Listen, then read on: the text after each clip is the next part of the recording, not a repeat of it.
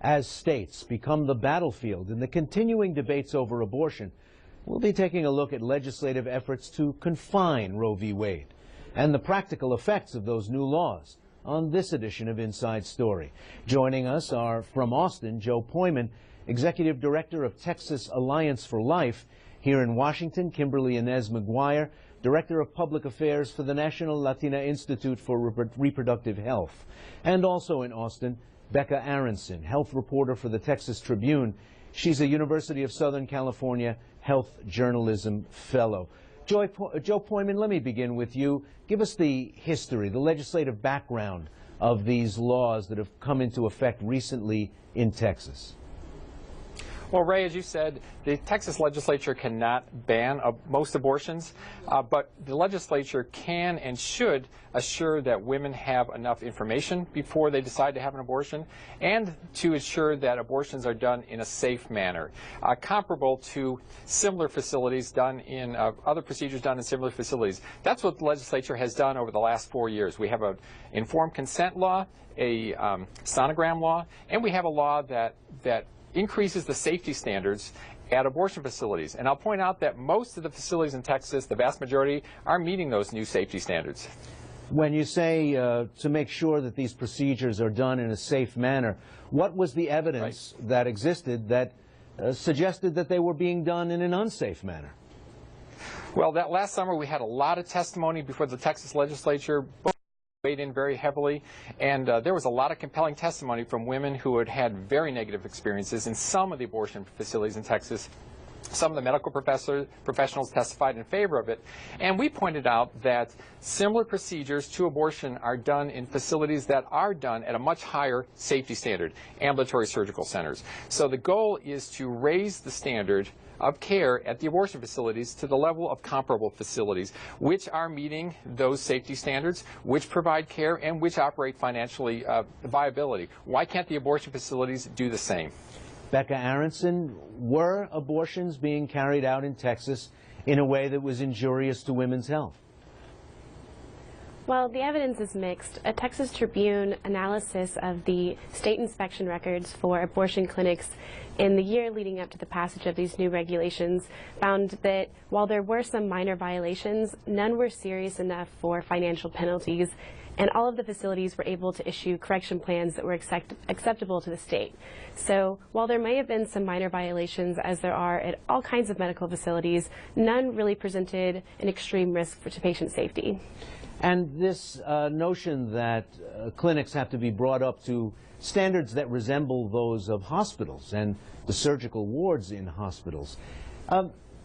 For people who've never had an abortion or haven't really contemplated what it takes to get one, is that an advisable thing? Is there a reason, a compelling reason, to have those clinics operate at the same level of equipment, professional staff, and facilities as a hospital? Well, an if I can abortion answer procedure that, I'll get to you in a moment, Joe. outpatient procedure. Yes. That can be performed in a doctor's office. In Texas, actually, a physician can perform abortions in his office as long as he performs under than 50 a year. But the standards for ambulatory surgical centers are much more extensive. They require things like larger sterilization equipment, hallways to fit gurneys, and a connection with a hospital. So some of these requirements aren't necessarily necessary for an abortion procedure. Joe POJMAN, go ahead. You wanted to jump in on that question? Well, if I can add something to Becca's comment, if a woman is pregnant and has a miscarriage, she may have a procedure called a dilation and curettage. Her physician will likely do that not in his or her own office, but in a hospital operating room, or more likely an ambulatory surgical center. So if that same procedure used as abortion is done at this higher safety standard, we think that abortions in general, which are done in large numbers in Texas, more than 70,000 a year, should be done at the same level of care for women. If I could Go also ahead, jump in here. Kimberly Inez McGuire. Sure. So the reality is that these regulations have nothing to do with protecting women's health and safety. You know, Joe was correct when he said that the Texas state legislature can't outlaw abortion. But anti-choice policymakers who want to outlaw abortion completely have done their best to make it inaccessible. There's no medical reason for the kinds of restrictions that we've heard about. You know, these biased counseling laws that force a woman to hear a script written not by a doctor, mind you, but by a politician. You know, the width of a hallway has nothing to do with the health care women are getting. And so unfortunately, the reality of these policies is that abortion clinics that serve women are being shut down. These clinics also provide other important care that's being now denied to women in huge swaths of Texas, and it's very harmful. I think those other parts of health care are very important, and we'll talk about them later in the program. But in legislative election after election, the people of Texas send representatives and senators to Austin who are anti-abortion. They know, and as Joe conceded, they can't be right. Isn't it just using politics and using the function of a legislator to make them harder to get? You know, I think, you know, we can disagree about abortion, and it often can bring up, you know, strong feelings for folks, but I think we can all agree that politicians shouldn't be involved in health care, right? Politicians shouldn't be involved in deciding, you know, the details of how a medical procedure is provided.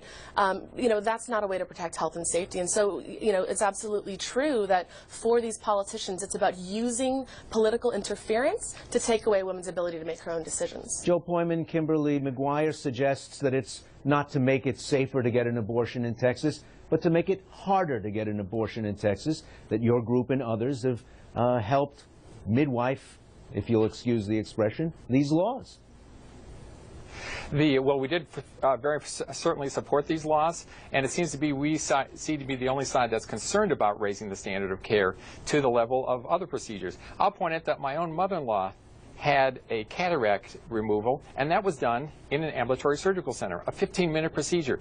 But in Texas and other states, that's the level of care that prudence really dictates. And the legislature sets those rules for all these medical procedures, not just abortion. So the legislature has a role and a responsibility to protect patients, including those undergoing abortion, and especially when there are demonstrated abuses in the past. And I'll point out that this is not our preference, but the reality is that abortion remains readily available in Texas and is happening tens of thousands of times every year.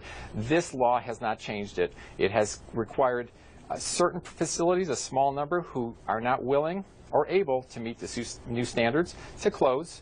But it has, abortion will remain readily available in Texas for the foreseeable future. That's the reality. You say it's readily available, but those same statistics that demonstrate how many Texas continue to avail themselves of abortions would also suggest they're not very dangerous either.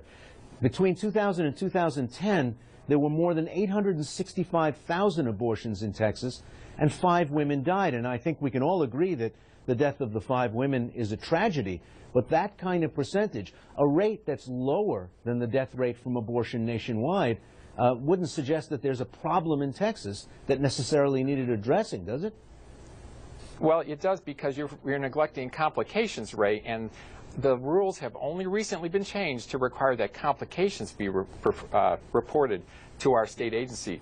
Deaths were, but not complications. So we don't know how many complications, and now that they are reported, it's not even available for public information for the public and for the media. So we really don't know what the problem is, but I will point out that one of those facilities in Beaumont, Texas, owned by Women's Health, had the inspection reports that we do have show a very troubling history of violations, including staff unable to properly sterilize surgical instruments. So can you imagine one abortion to the next, instruments not being properly sterilized? That's very frightening, and I think that's where the government has to step in to protect women who are considering abortion. We're going to take a break, and when we come back, we'll talk about the practical effect these laws have, not only on abortion, but on the wider definition of women's health and their access to medical care. This is Inside Story.